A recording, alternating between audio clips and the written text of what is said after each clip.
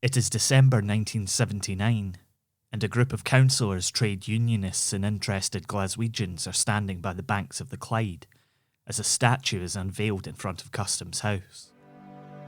The statue, although you might not think of it to look at from a distance, is a war memorial and stands to commemorate the sacrifice of Scots who gave up their lives to fight fascism in the Spanish Civil War.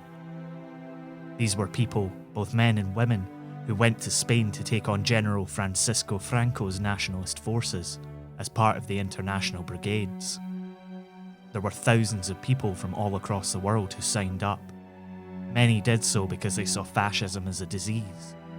Many did so because they were ardent communists who saw a communist republic in Spain as an exciting possibility, provided the nationalists could be run out. This is Scotland, a podcast about history and where we made it. I'm Michael Park. From 1936 to 1939, roughly 2,000 British people went to fight in Spain. A quarter of that number were Scottish, and 134 of those lost their lives in the fighting. Almost half that number were from Glasgow. Not everyone was delighted about the statue, which was a depiction of Dolores Iberian, sometimes known as La Pasionaria, made of fiberglass and scrap iron by Arthur Dooley. Iberian was a prominent Spanish communist, and Glasgow's Tory councillors were nowhere to be seen at the unveiling. She was a vocal supporter of Soviet dictator Joseph Stalin throughout her career, and the councillors swore that they would throw the statue in the Clyde if they ever gained control of the council. Funny that.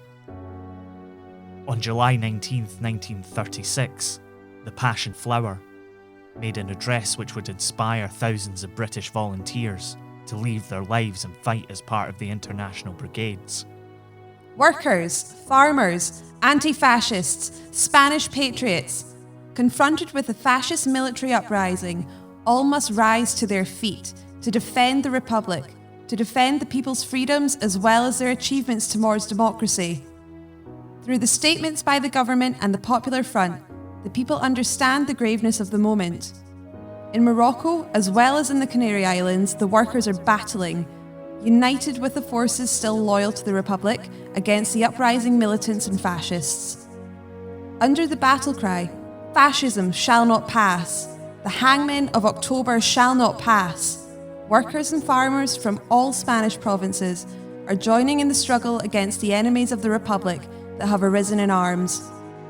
Communists, socialists, anarchists and the Republican Democrats, soldiers and forces remaining loyal to the Republic combined, have inflicted the first defeats upon the fascist foe, who drag through the mud the very same honourable military tradition that they have boasted to possess so many times.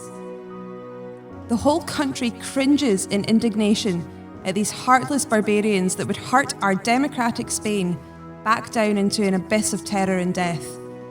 However, no pasaran, for all of Spain presents itself for battle.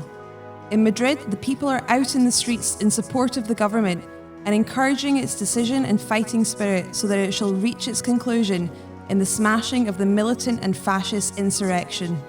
Her words, inscribed on the plinth of the statue, immortalise the struggle in the memory of the 534 British volunteers, including 134 from Scotland, who were killed on the streets and fields of Spain.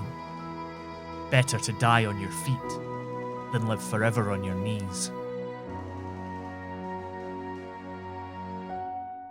You've been listening to Scotland. It was written and produced by Michael Park and is a production of Be Quiet Media. The music for every episode of Scotland is by the human Polybius Square, Mitch Bain.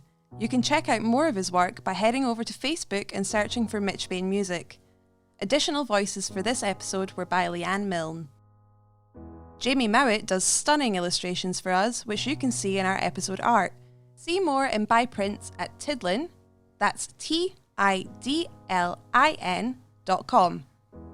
Scotland is supported by Chris Lingwood and listeners like you on Patreon. Get involved and chuck us a couple of bucks at patreon.com/Scotland History Podcast. You can find out more about the show on our website, thisisscotland.co, and on Twitter, Facebook and Instagram by searching Scotland, Scottish History Podcast. Thanks for listening, and we'll see you next time.